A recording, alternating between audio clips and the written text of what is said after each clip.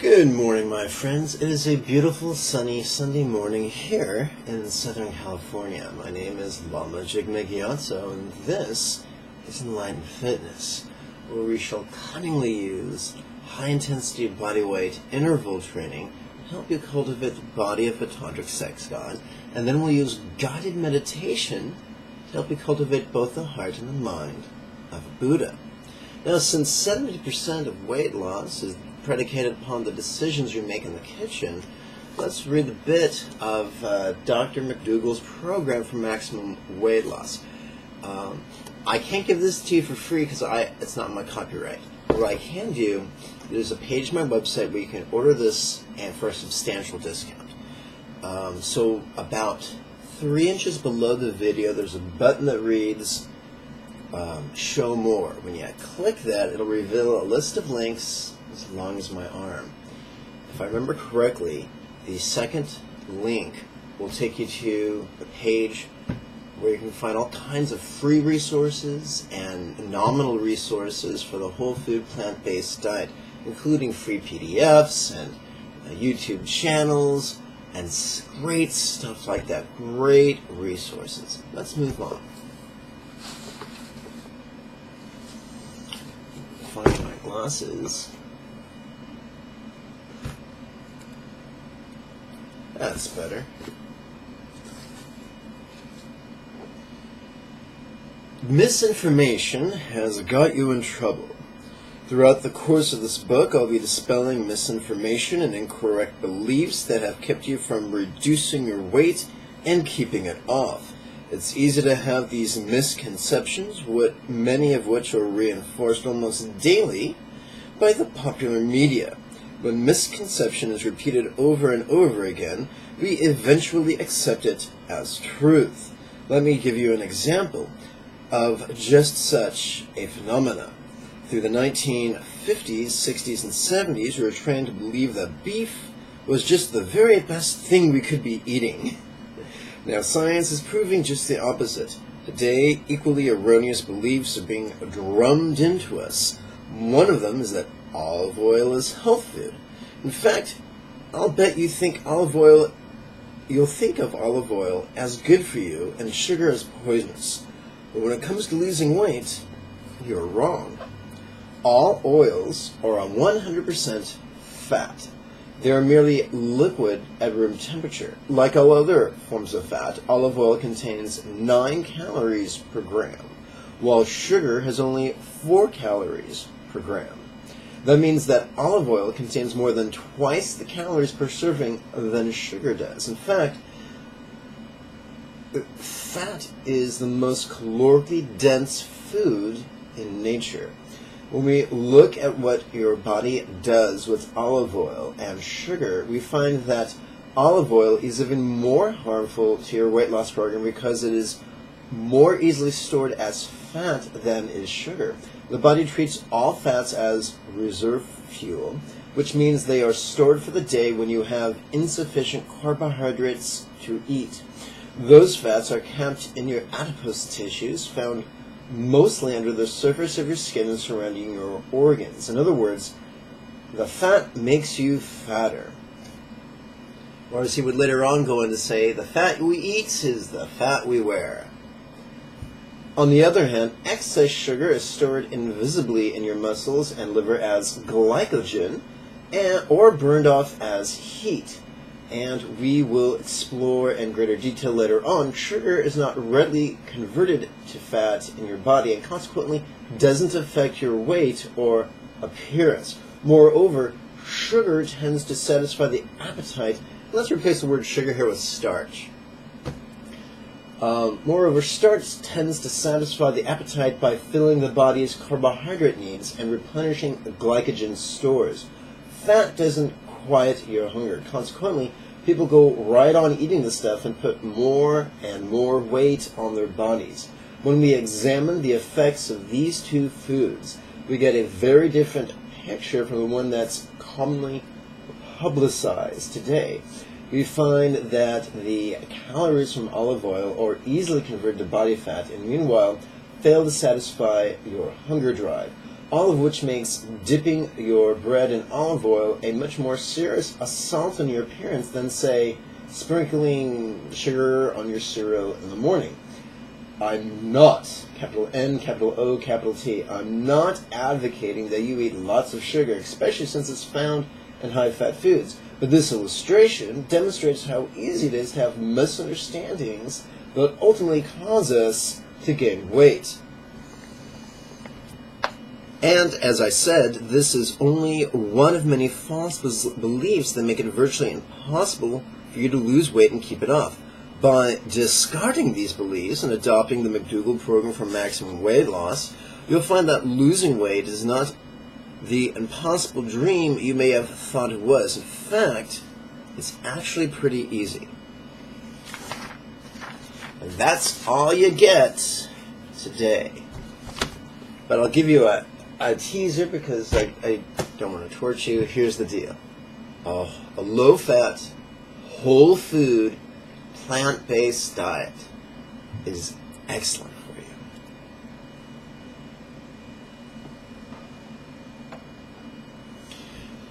The Shaolin monks in China are world-renowned for performing feats of athletic prowess on just 2 vegan meals a day.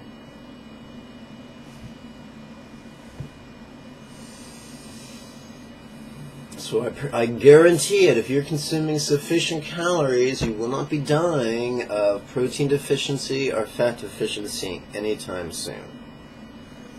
Now, enough of that. We've touched the base of nutrition.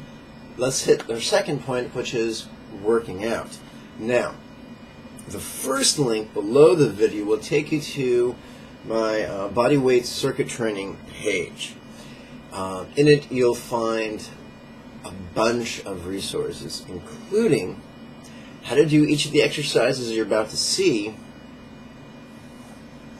how to do the easier versions, and also how to do the more challenging versions. So if you can't do exactly what I did today, don't feel bad about it. Just spend some time playing with the links below the video, and everything will be fine. Oh yeah, one of those links will also teach you how to warm up using the Indian warm-up we're about to do right now. Oh boy.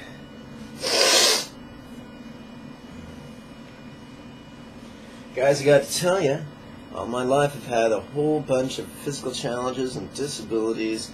I'm living proof that a workout can be adapted to meet one's limitations and help one to not only survive, but thrive.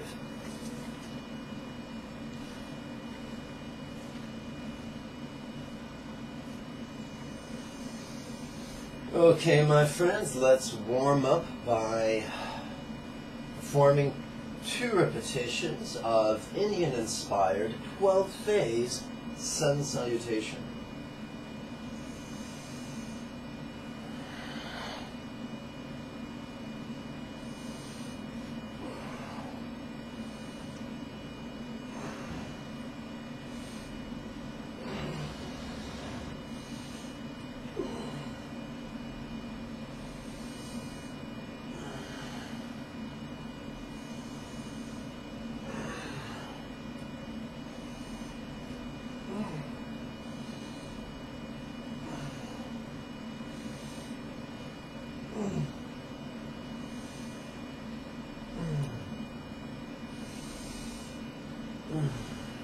Okay, breathing deeper now, a bit warmer, perhaps you've broken a sweat. Now it's time for 5 circuits of 5 exercises. Our goal is simple: to safely push ourselves with enough intensity that we, within 12 minutes, will be completely out of breath and dripping with sweat. First set of heel squats.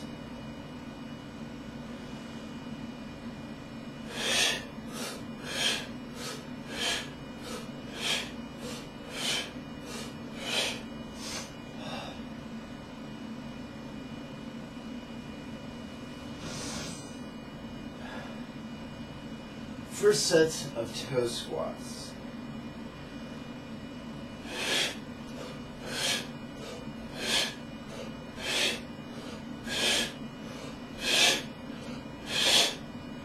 Okay, first set of presses.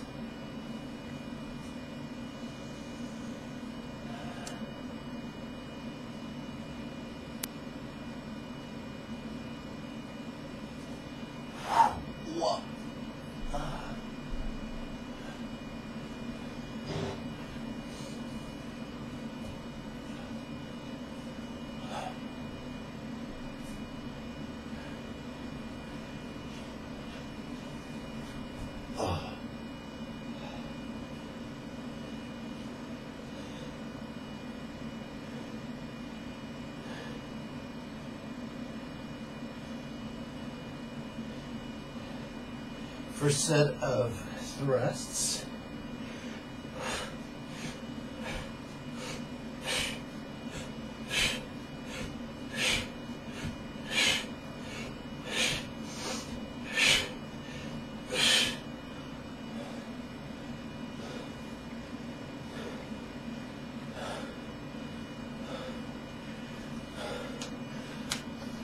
First set of chins using the door straps.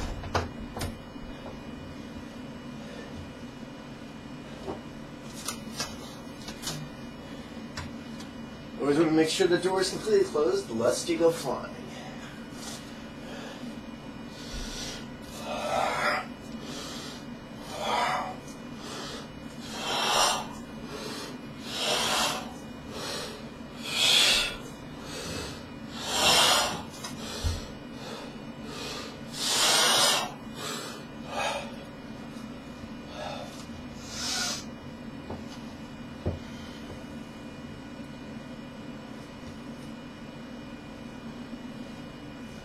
Welcome to the second circuit.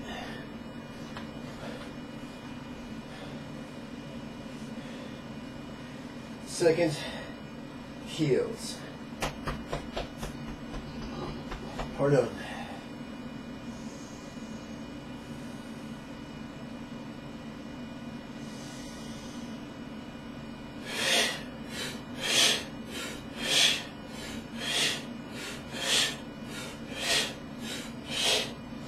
Second set of toe squats.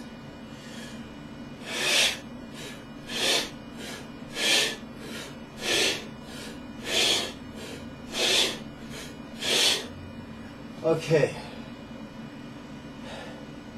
Second set of presses.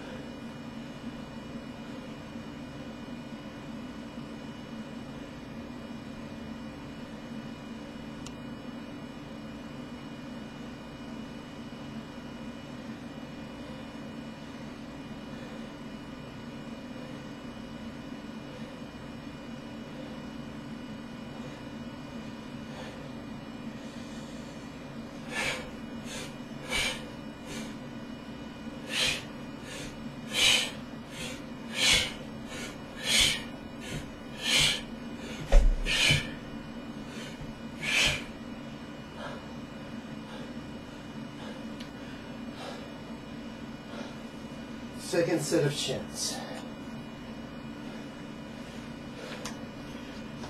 This entire video about how to do different pulling exercises with or without chinning bars, including using household furniture.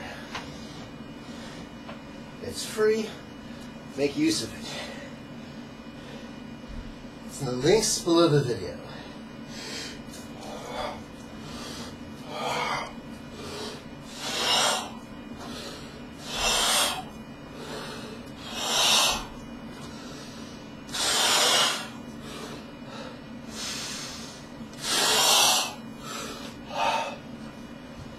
Welcome to the third circuit.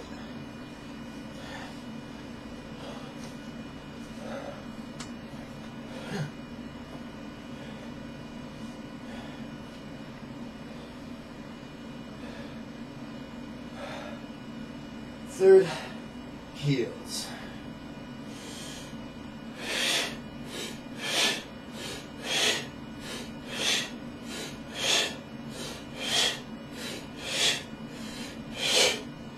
Third toes.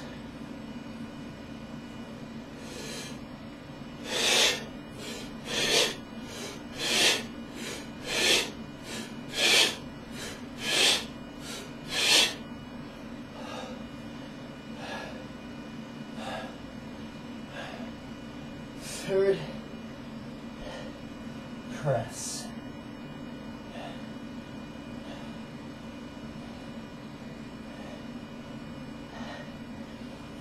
Wow.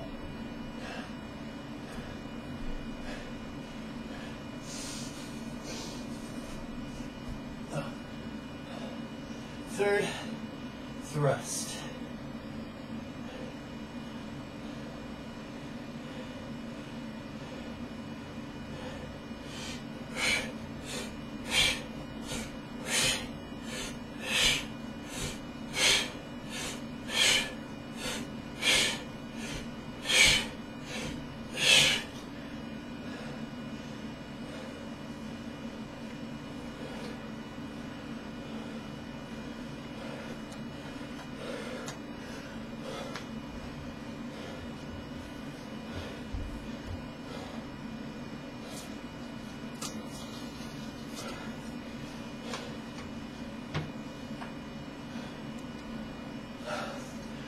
Third shin.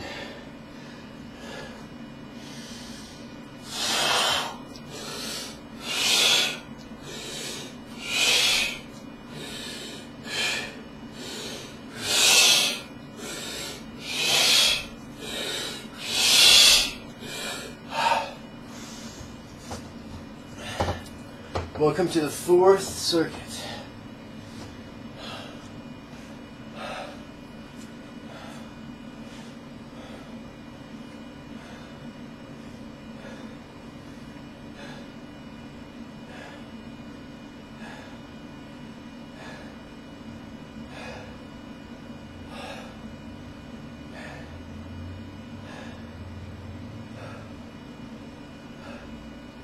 Okay, fourth heels.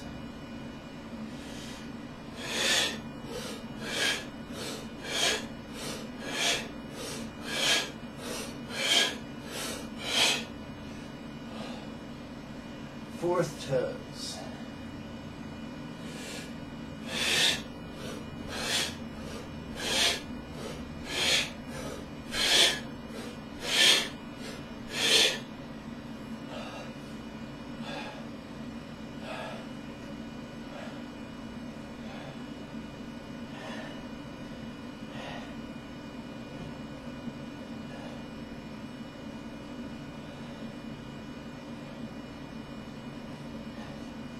Fourth press.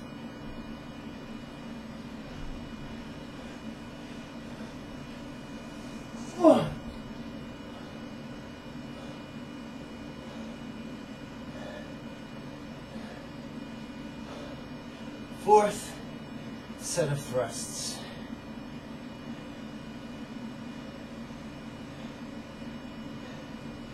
Chest as far in front as you can. That protects your lower back.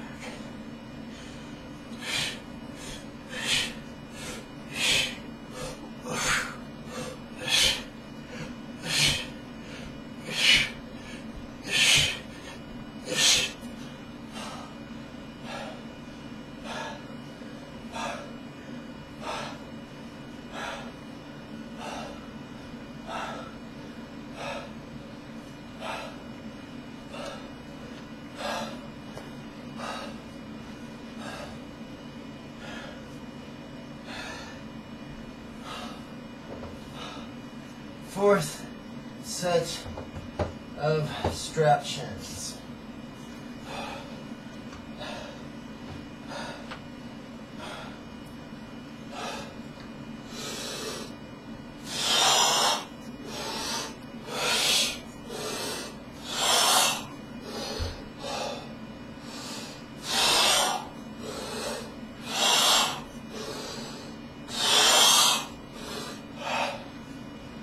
Okay.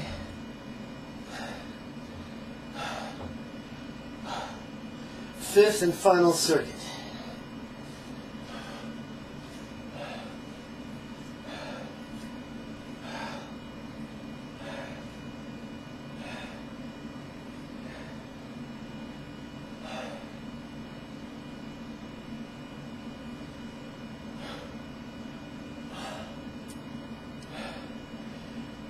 Fifth heels.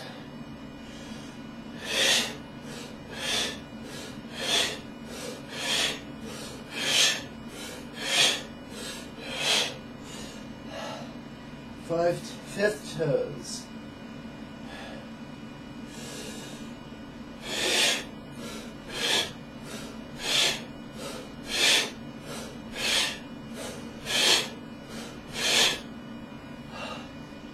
Fifth and final press.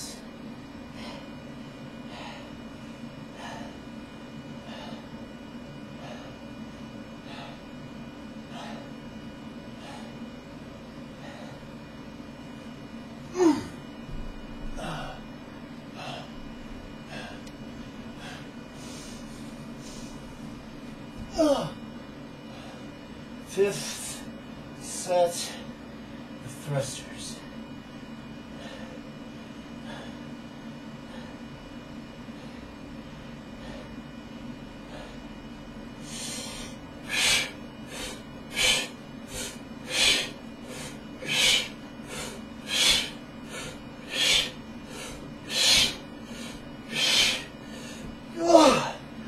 Fifth and final set of chins.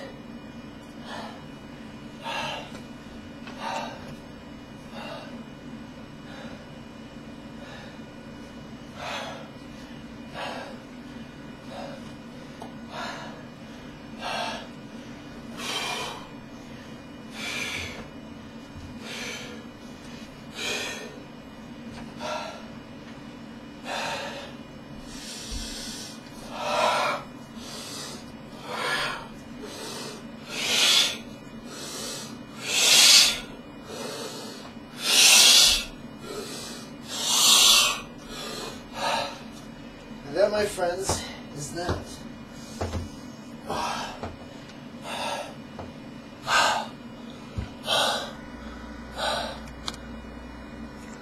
I now invite you to join me for this morning's guided meditation. It will be approximately 15 minutes long.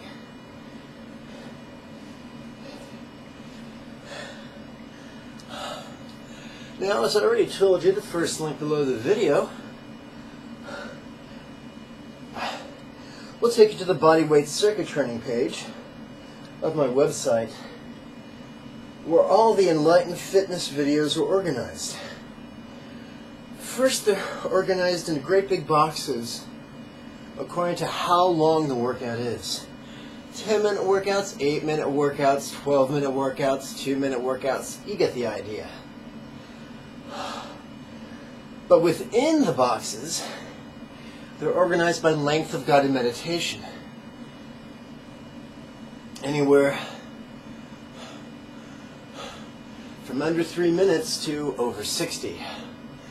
I don't care how many years you've been meditating, or if never at all. Start with a 3-minute guided meditation and work your way up. No one's ever regretted doing that. But many have regretted indulging their pride.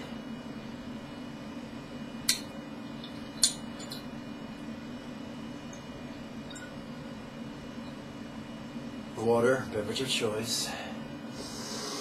I'm going to read to you a little bit from an English translation from text that was penned in the 1700s by Karma Jigme Rinpoche, arguably one of the first non-sectarian devotees of the Buddha of Compassion, or Rime Mani Paz.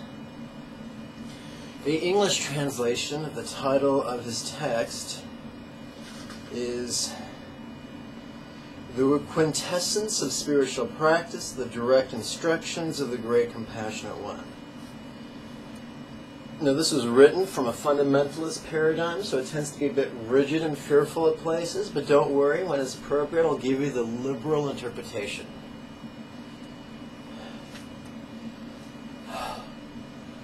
All right. Chapter 4 is the song of the meditation session. And the fact that they call their chapter songs infers that there's a strong Kagyu influence. Kagyu and Nyingma are two sects, two of the four greatest or biggest sects of Tantric Buddhism in Tibet, or I should say upon the Tibetan plateau.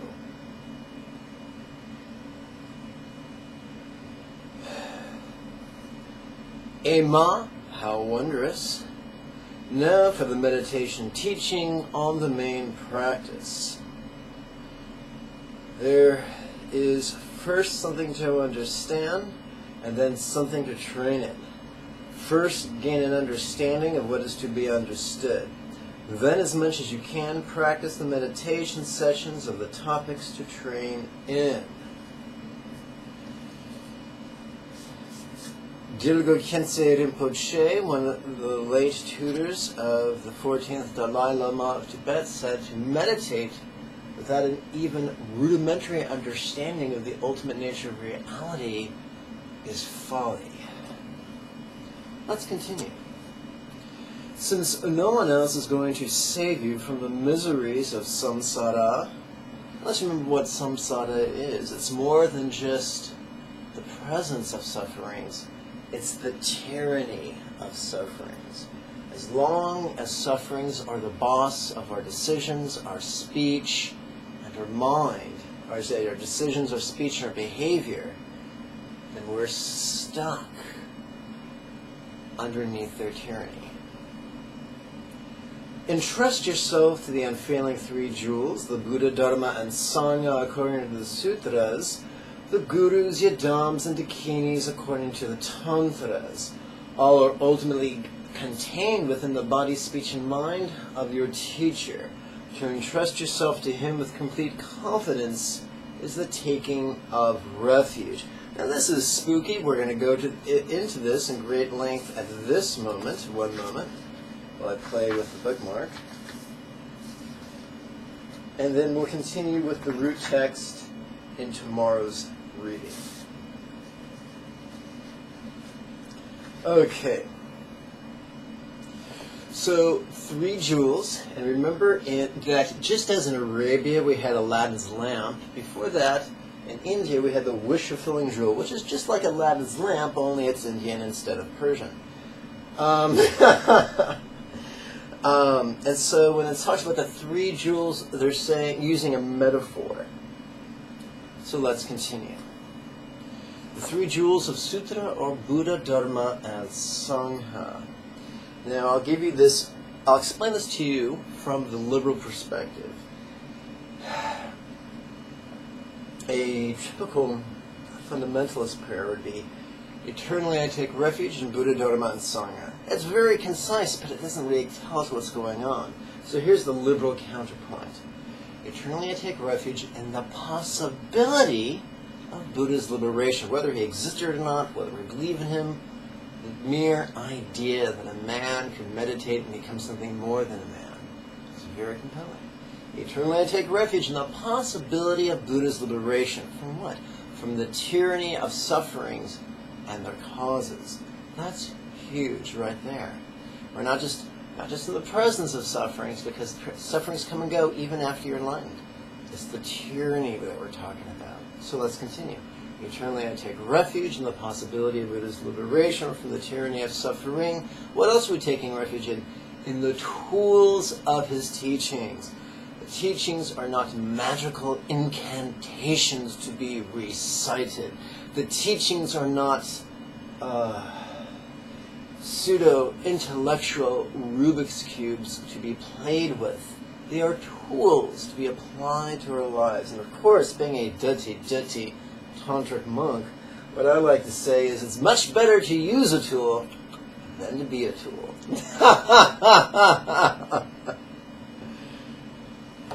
And now let's continue with the liberal version of the prayer of refuge. Eternally I take refuge in the possibility of Buddha's liberation from the tyranny of suffering and the tools of his teachings. Okay, and I lost my momentum. The beauty of brain damage. Let's try this again. Eternally I take refuge in the multi-millennial Buddha's liberation from the tyranny of suffering and the tools of his teachings, and in the assistance, guidance, and example of his higher students, such as my teacher. So, in the assistance, guidance, and example. Sometimes a Sangha jewel can bless you, sometimes they can advise you, sometimes they just give you an awesome example to follow. Now, there's lots of people who claim to be following the Buddhas. How do you know someone is a Buddha, is a Sangha jewel, someone worthy of following their advice and receiving their blessings and following their example? Simple. Arbitrarily find someone, a teacher, or someone who claims to be a teacher, suspend judgment, receive a teaching, apply it once every morning, once every night for 6 consecutive days. If you can't do that for 6 consecutive days, and we're talking about homework as short as 9 minutes, then the Dharma is the least of your problems. But anyway, at the end of this, the second practice on the 6th day, engage your judgment, notice your results. If you got crap results, go find another teacher. If you got good results, go back, get more teachings, because apparently they're working. It's as simple as that. Now, gurus, yadams, and dakinis. So gurus means teachers. Yadam in this case would be the Buddha of compassion, or any Buddha whose mantra you're reciting. And the dakini, a fundamentalist would tell you a dakini is a personification of female enlightened energy that comes to protect us, and is very similar to our guardian or our dharmapala. But from a liberal point of view, we look at it this way. Your daka, or your dakini, is your lover, whether it's real or imagined, whether it's the opposite sex or the same sex. Because when you learn how to apply Buddha's teachings, then not only are you able to bring pain into the path, but you're able to bring pleasure into the path. Whether it's your lover's caress, or snuggle, or kiss, or whether it's your lover's sexual favors or sexual congress. We're able to bring pleasure into the path of awareness and love and letting go. Universal love and letting go.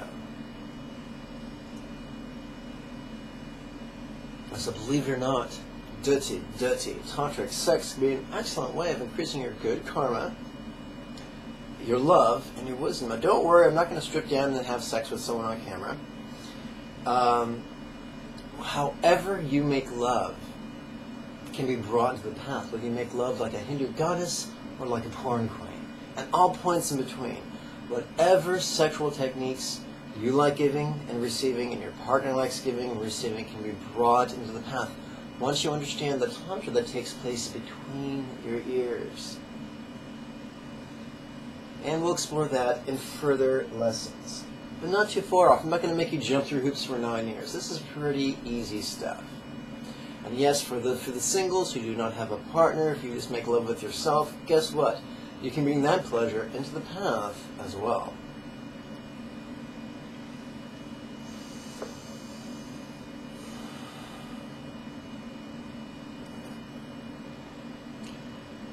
So, entrust yourself to the unfailing 3 jewels, the Buddha, Dharma, and Sangha, according to the sutras, the Guru, Yadam, and Dakini, according to the tantras, are all ultimately contained within the body, speech, and mind of your teacher. Now that's a big pill to swallow. A fundamentalist would say, yes, you must believe blindly with such intensity that whenever you think about your teacher, hot tears of gratitude stream down your cheeks. Yeah, that's great. But for the rest of us, here's how, as a liberal, I'm going to tell you this. It's enough to give your teacher the benefit of the doubt.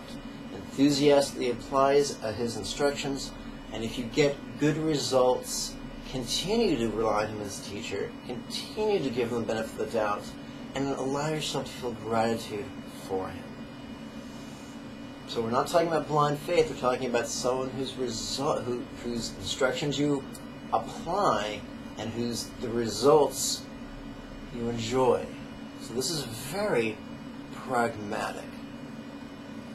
So his body, speech, and mind, that would be his behavior, his communication, and his teachings, are in harmony with the Sangha Jewel, the Buddha Jewel, the Sangha Jewel, the Dharma Jewel, the Buddha Jewel, which is very, very cool. So having said all of that, what's the best way to honor your teacher? Yeah, it's simple.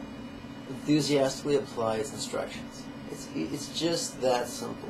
Now, classically, most teachers are nuns or monks, and they rely on donations to eat and have shelter and have clothing. So is it lovely to support them if you can? Yes. But what if you're poor? Well, if your teacher's kind, they'll still give you teachings. And the bare bone minimum is simply enthusiastically apply his instructions, provided that you're getting good results. Because we don't want blind zeal. That's just a flapping of arms. Okay, that'll do for now. Now that we know what's the word I'm thinking of? Now that we know how to take refuge, or at least the idea of taking refuge, let's do some guided meditation. Now, this is going to be a 15-minute guided meditation. If this is your first time, go back to the most recent 3-minute guided meditation. So most of this is going to be review.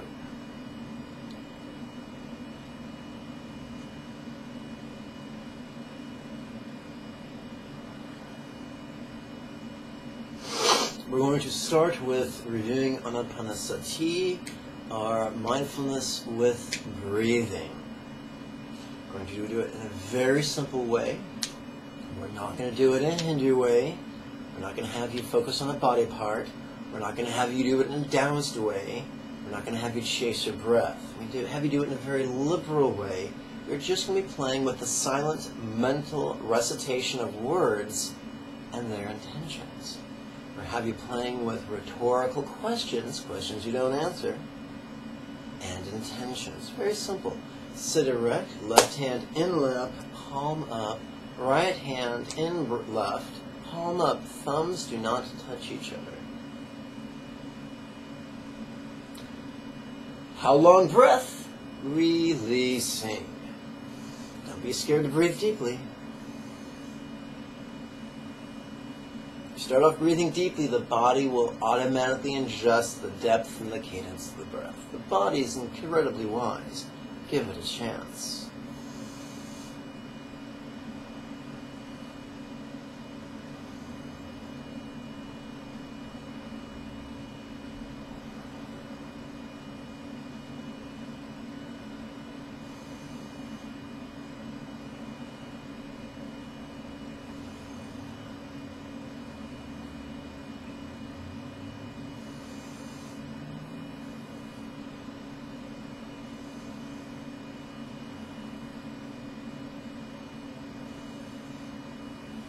Let's continue with the 3-syllable paradigm or pattern.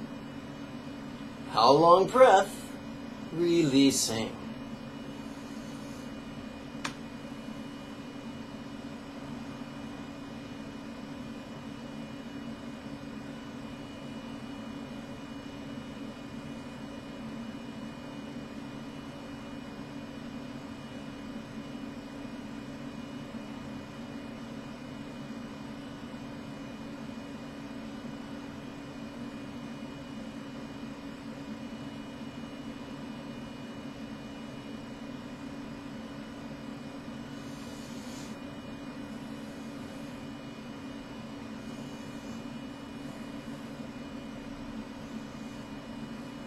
So this is great exercise for helping us get good at noticing and letting go.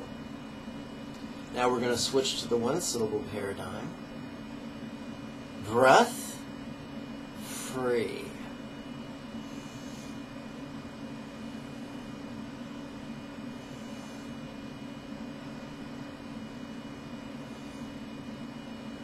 Some people get very distressed and saying, hey, I must be doing it wrong because there are still thoughts and emotions running around in the background. And the answer is, they're supposed to. That's how the brain's designed. Our job is not to turn off our emotions. Our job is not to turn off our mind. Our job is to practice the art of noticing and letting go. Letting go does not mean shoving away. It's just a way of relaxing our grasp upon the present moment. Breath, free.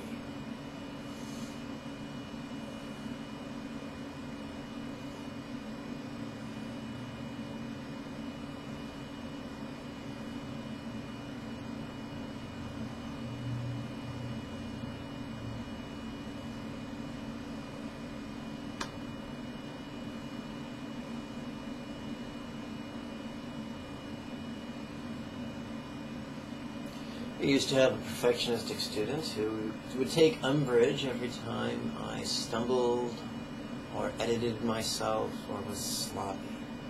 I tried to tell her that we can either be devoted to the path of spontaneity or the path of dignity, but not both, so they're mutually exclusive.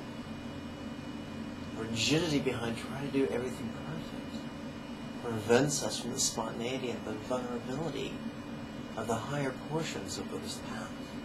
It's better to be silly and enlightened than dignified and not. Now let's review the renunciation contemplations we learned yesterday. How this not satisfy.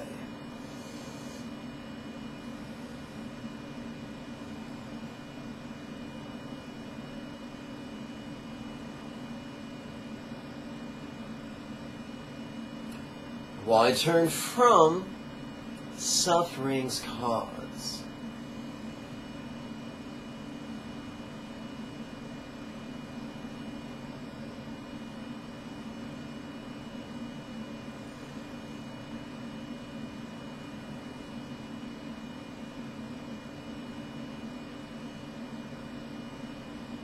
How karma be quite just?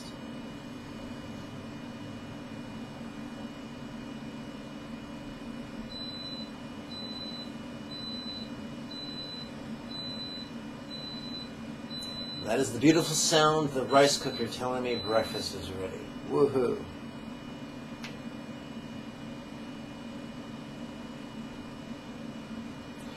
If the instructions you received yesterday were insufficient, then I recommend you use the link below the video to turn to the meditation lesson series videos. There are many videos in each lesson for eventually a total of 50 lessons. I think right now I'm halfway through the 4th lesson. But there's enough there to keep you busy.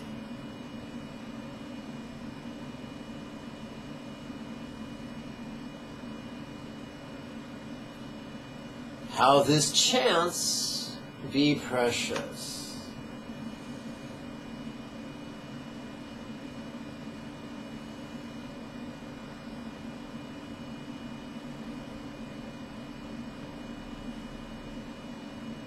What feeling? Releasing.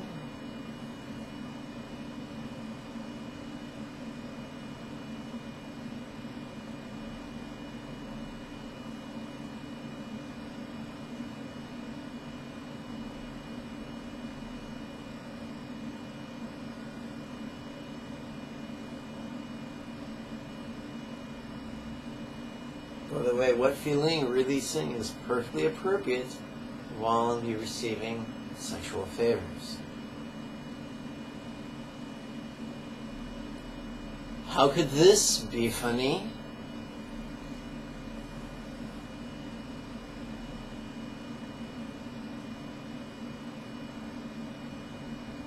Noticing, relaxing. Once again, very appropriate for tantric sex. And yes, my favorite saying is, if you can't meditate with your clothes on, then you can't meditate with your clothes off. Because quite frankly, it takes a little bit of concentration to maintain contemplative concentration whilst receiving one's favorite sexual pleasure.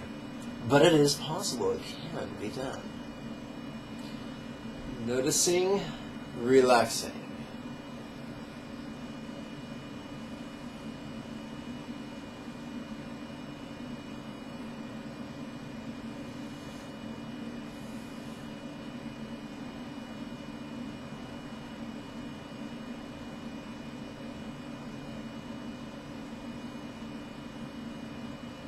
Now we're come to the new stuff. Today we're going to play with the union of compassion and love. In Buddhist terms, compassion is not some ooey-gooey feeling. It's not simply closing your eyes and ignoring someone, being a big poop head. Compassion is the intention. Compassion is the awareness that notices someone's sufferings, are there causes that they're generating for future sufferings, and intends to take away their present or future sufferings, or are there causes for their present and future sufferings. This can be done corporeally, or this can be done metaphysically. Today we're going to explore how to do it metaphysically. And it's that way you don't have to deal with someone's pride or the defensiveness. We're going to begin with, a fundamentalist would say, well, of course, you must have compassion for every living being, for you have had many lifetimes, and in each of those lifetimes, you've had a mother. And your mother, whether good or bad, bore you, and fed you, and kept you alive to the best of her ability. You therefore have a profound debt of gratitude to your previous mothers. If you've had innumerable previous lives, and in each of those lives you've had innumerable mothers, then who are those mothers now? The innumerable living beings we see around us. That's what we call the fundamentalist logic of compassion. That is very, very rigid. A liberal would say, I don't know if every living being is each taking a turn at being one of my kind mothers, but I find the possibility quite empowering to play with. Can you see the difference? Can you see the lack of rigidity? We're simply exploring a possibility to gain leverage on our heart, to learn how to give a flying fuck about others. I'm a big sci-fi geek, and I've spent many an hour watching Star Trek, the original series. In addition to Captain Kirk, we had his chief medical officer, Dr. McCoy, and his chief science officer, his first mate, which sounds very sexy, but it's not, Mr. Spock. Mr. Spock was all about logic. Dr. McCoy was all about sentimentality. My friends, this contemplation indulges our sentimental tendencies and intends to harness them to help us practice greater compassion. So let's play with this right now. How could each be kind mom? This is just a possibility to be played with.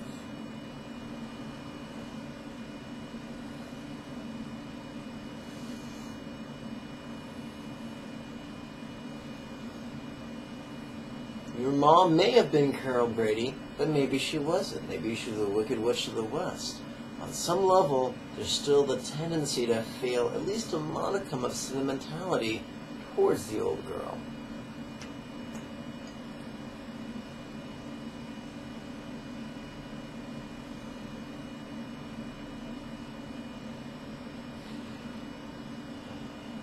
The basic definition of compassion is the intention to take away sufferings and their causes. So we're going to play with that right now in the form of a rhetorical question. Let's take away foolishness and the causes of foolishness. And we could use the question, why can I long to take away foolishness and its causes? in the aspect of billowing black smoke. If you tried mounting that in your breath, you may, tip over and scare the cat. So we're going to use the three-syllable paradigm. No surprise there. Why take fool as black smoke?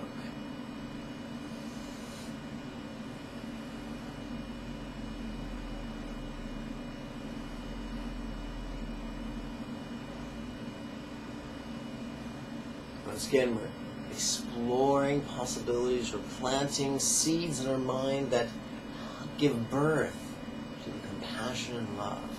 And we talked about Dr. McCoy's sentimentality. Now let's explore Mr. Spock's cold, cool logic. We all tend to be self-centered. No use denying it. We're wired that way.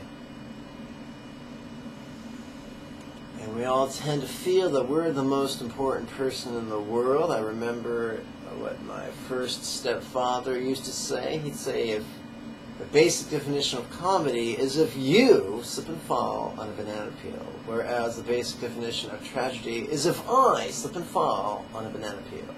So we typically go through life using ourselves as the benchmark, our own sufferings as the benchmark for reality. And it's very easy to experience what Dilgo Kincaid and Poche described as self-importance or even self-infatuation. But we can break that through the cunning use of numbers. How many of me is there? Just one. How many other living beings are there on this continent, on this planet, in this galaxy, in this universe, or if you're like physics, in this multiverse? Considerably more than one. Therefore, at least numerically, the sufferings and blessings of others are even more important than the sufferings and blessings of just one. Once again, if you're a sci-fi geek and you've seen The Wrath of Khan, then you'll remember this phrase: the needs of the many outweigh the needs of the few. So, whether or not we're selfish bastards, we can all agree that more than one is more than one. Or I should say, 1,000 or 1,000,000 or 1,000,000,000 or 1,000,000,000,000 is considerably more than one. So at least numerically, the needs of others outweigh our needs. Maybe not emotionally, but they do mathematically. So let's play with that idea. Just play with that idea. You don't have to believe it. Explore the idea.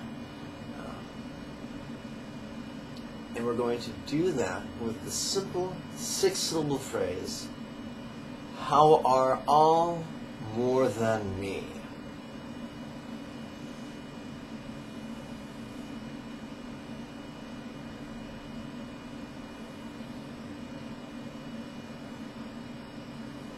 If you're wondering what I'm doing with my fingers, that's explained in the link below the video entitled Finger Crease Counting. Now, if compassion is taking away people's sufferings and the causes of their sufferings, then love is the opposite side of the coin. It's noticing people's needs and choosing or intending to meet those needs. It's the intention to lavish people with blessings and the causes of blessings in the most wonderful way. There's a myth that you cannot allow to help people out. It's not compassion. That's a Hindu myth, not a Buddhist myth. The former is all about justifying being a selfish bastard. Buddhism is all about passion and love, or at least it should be if it's taught properly and if it's practiced properly. Now, there are many, many novels and comic books that explore the possibility of a sloppily worded wish that turns out to be a curse. Well, even Edgar Allan Poe wrote The Tale of the Monkey's Paw, which talks about that as well. 3 wishes that created horrible suffering. But this isn't a dime store novel. This is the Buddha's teachings, and we're going to play with the idea that it's safe to wish others well. We're going to explore that possibility. So we're going to play with the rhetorical question, why give wise, remember wisdom is the opposite of foolishness, why give wise as white light? Remember we talked about black billowing smoke, which, let's face it, it's a carcinogen. It can kill you. More people die of asphyxiation in a fire than of the actual flames. So, and white light seems inert and pretty cool and groovy, so we're going to play with the idea of giving everyone great wisdom in the aspect of white bliss-inducing light. Why give wise as white light?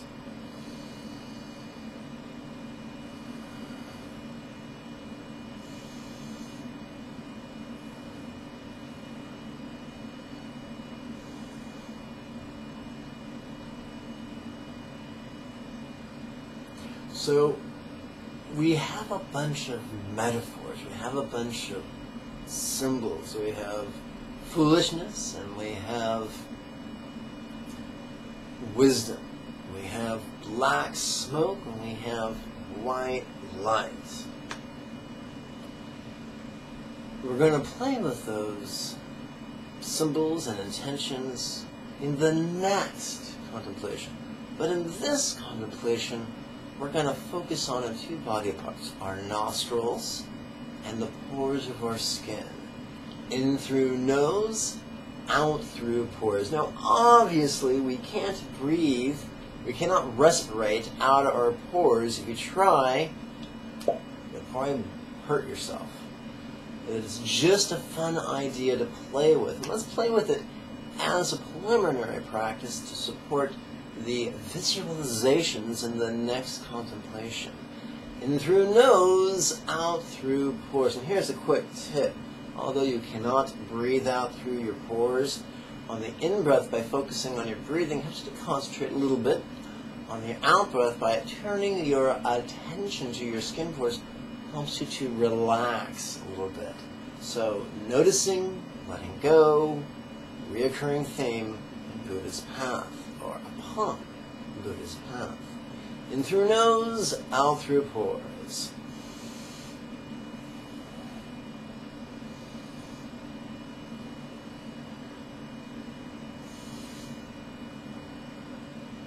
Taking deep breath on the in-breath and really relaxing on the out-breath. You could feel very groovy and very blissful on the out-breath.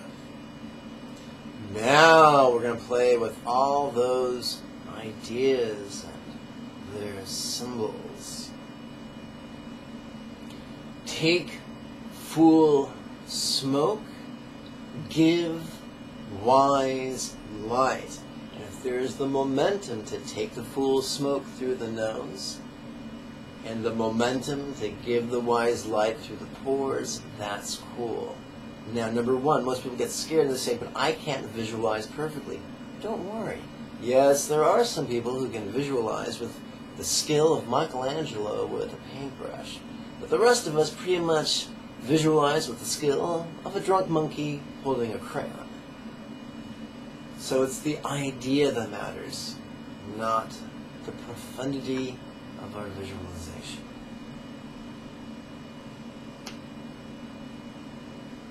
Number two, a lot of people say, dude, I don't want to take more foolishness. I already have enough foolishness, and I don't have much wisdom to give. The answer is, that ain't no thing. Compassion purifies bad karma. Compassion, or, let me rephrase that. I really like the idea that compassion can purify bad karma and increase good karma.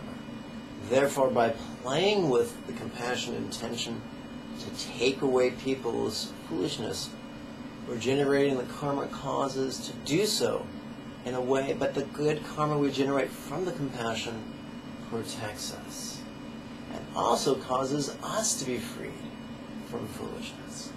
The same can be said with the love. The intention to give people wisdom gives us the ability to give them wisdom without depleting our wisdom. On the contrary, it multiplies our wisdom. How cool is that?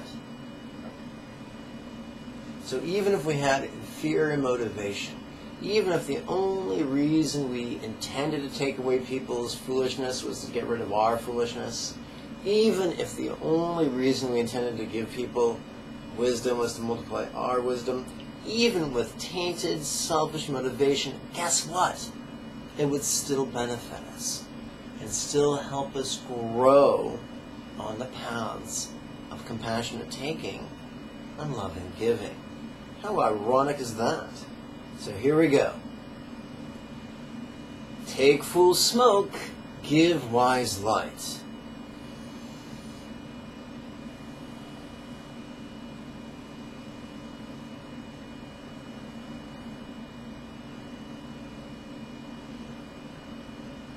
That's been a lot of ideas and a lot of words. Now we're going to break it down to the one-syllable paradigm. Fool, wise.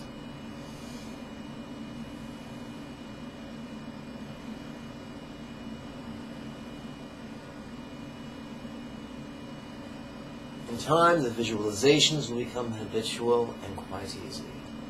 Fool, wise.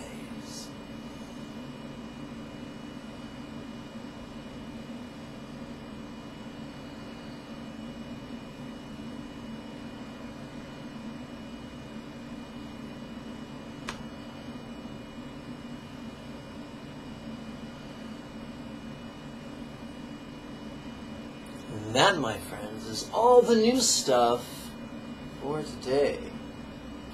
Now we're going to review the metta set of contemplations. Let's give some joy. How joy wise, I'm going to try that again. How joy good, releasing.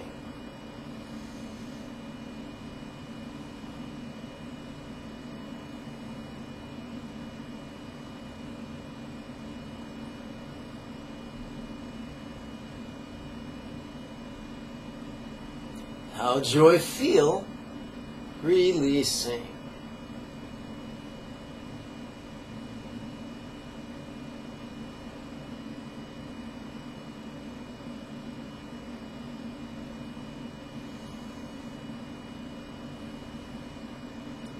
Now we're going to start by harnessing our own self-centered greed. Now to me, give great joy.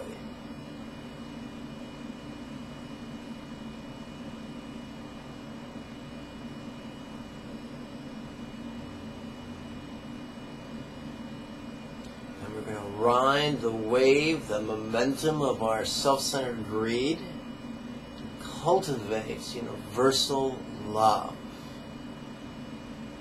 Now to some, give great joy.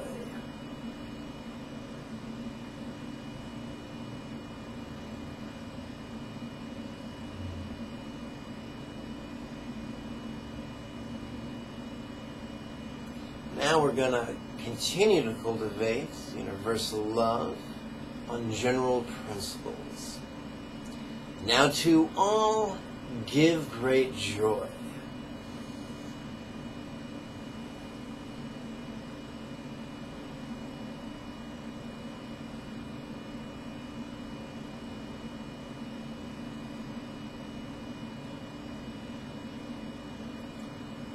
The rubber meets the road in the realm of specifics.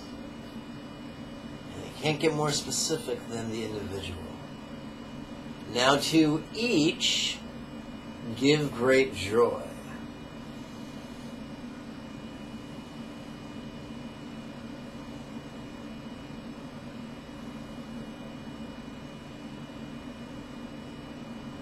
Same way hopscotch, from self to some to all to each.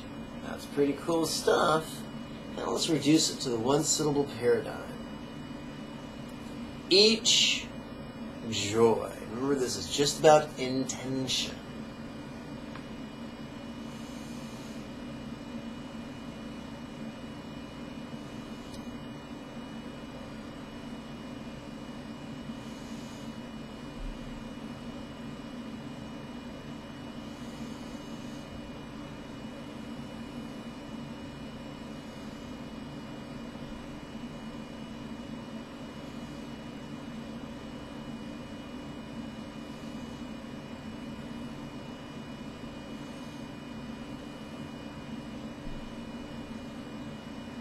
our last 3-minute set.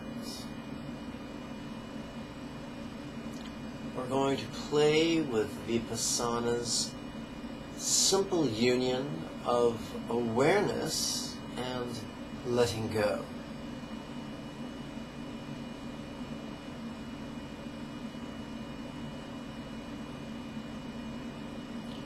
What seeing, releasing.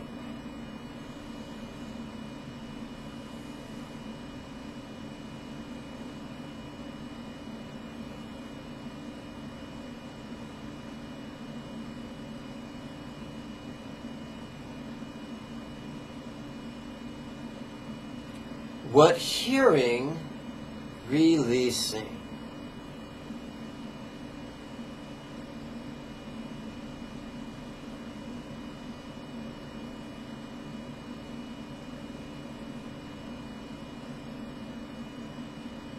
What feeling, releasing.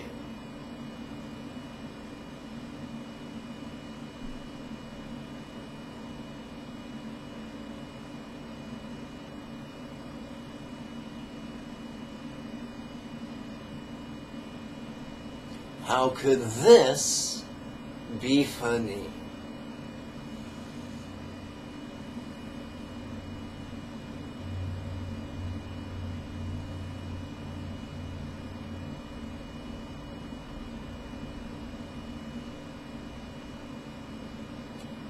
Grin with cheeks, releasing.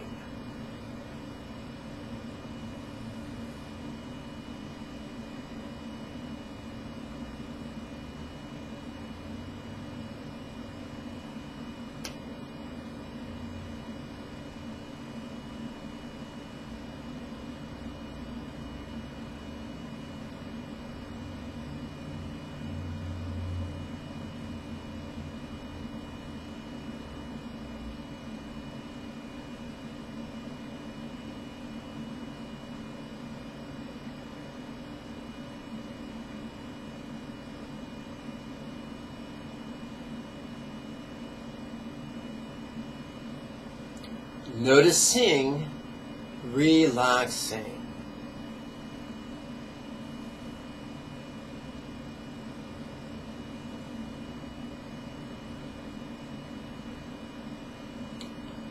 One syllable paradigm, this ease.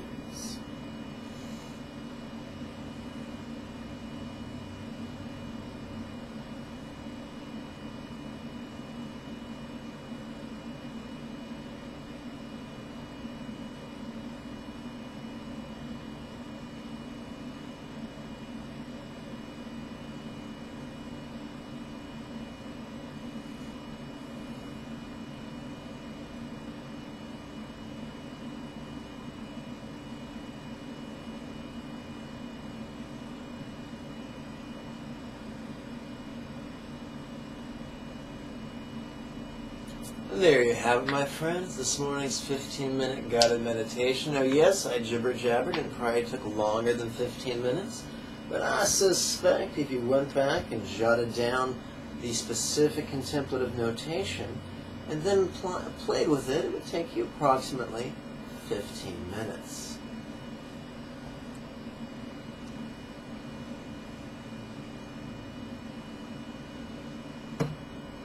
I now invite you to join me for a gentle set of geriatric yoga entitled Untying the Heart's Knots. In it, we will play with the loving intention of giving everyone wisdom and peace and love and joy.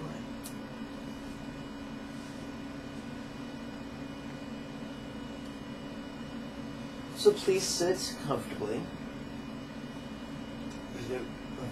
in an erect manner.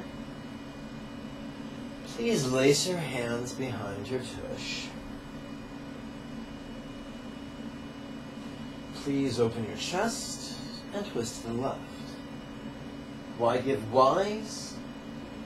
Releasing.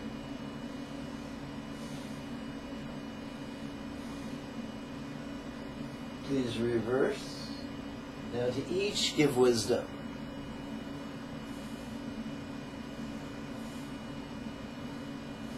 Back to center. Please release your hands, lace them in your lap, swing them out and overhead. Please bend to the left.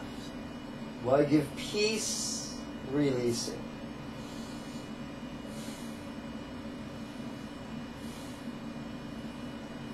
Please reverse now to each. Give great peace.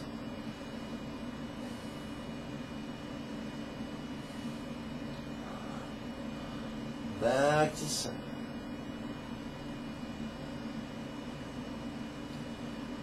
I invite you to make your way into the downward facing fetal position, which is of course also known as child's pose.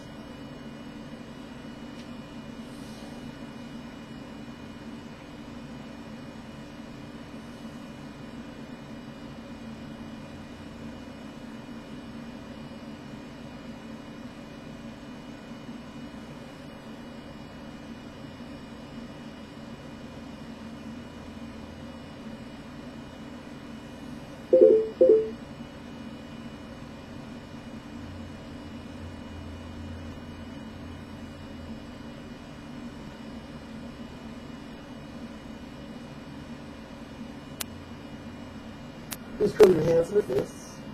Press your knuckles gently into the yoga blanket just above your knees as if you were going to jab or punch. Please stridently, rapidly straighten your arms and ride the momentum into the seated samurai position, which is also known as lion's pose.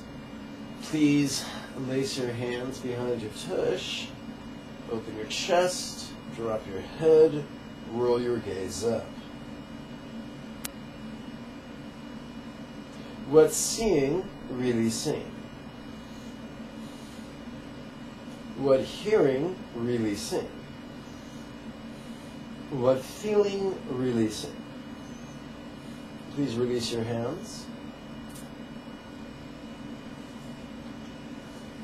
Please cup your palms, press your hands together gently so that the center of each palm is suspended before the upper third of the chest. Please relax your shoulders down and press with your hands into a left-facing twist.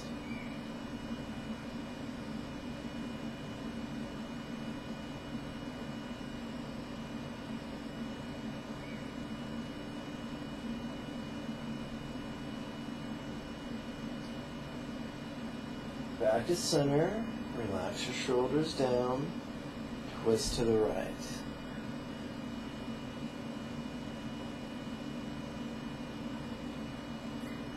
Now to each give great joy.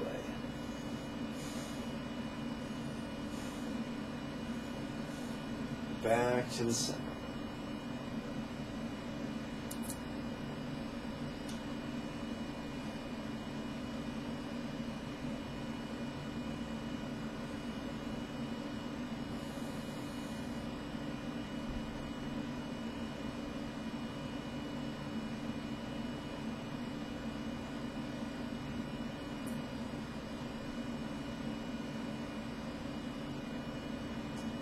All right.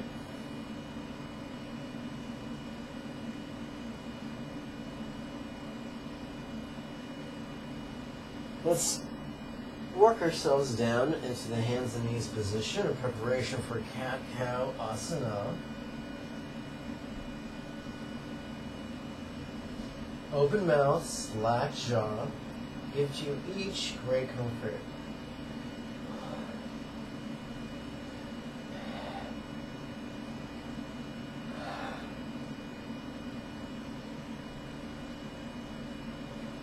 Please stand up.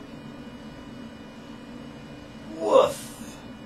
Please place your weight upon the major minor ball of each foot so your heels are lifted from the yoga blanket.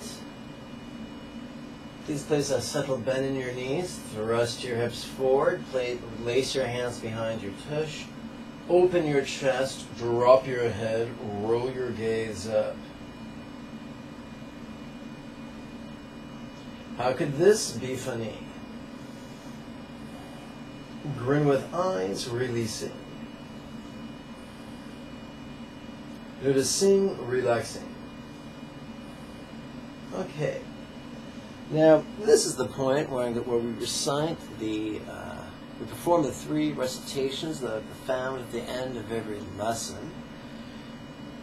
Turn to the link below the video entitled Class Materials, and it'll take you to a page where you can download the free latest version of the PDF entitled First Set of Lesson Texts. Actually, it has, I think, about I think it's 24 different texts for 8 different lessons, so it's a whole bunch of stuff.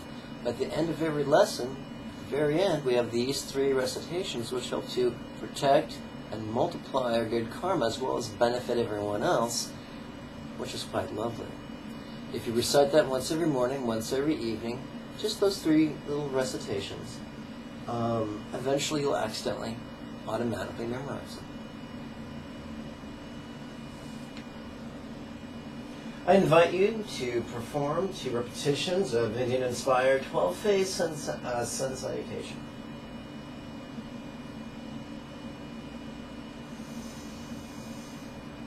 By this virtue may now accomplish the spontaneous, habitual, easy, and effective mastery of Buddhist mental yogas, of wisdom, peace, love, and joy. And now lead every living being, without exception, to this ground.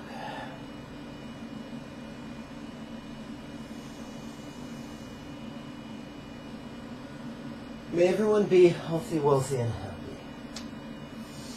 May everyone practice skillfully and joyfully. May everyone accomplish transcending this life, and then help many others do likewise. Truly, that is the meaning of life. Om Mani Padme Hum.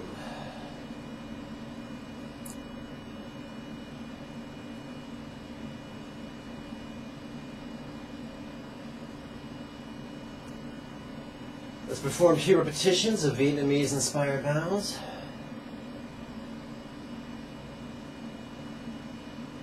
May I always be cared for throughout all my lives by the Buddha of compassion emanating as my kind teacher. And as such may I always enthusiastically and joyfully tread this excellent path praised by the conquerors.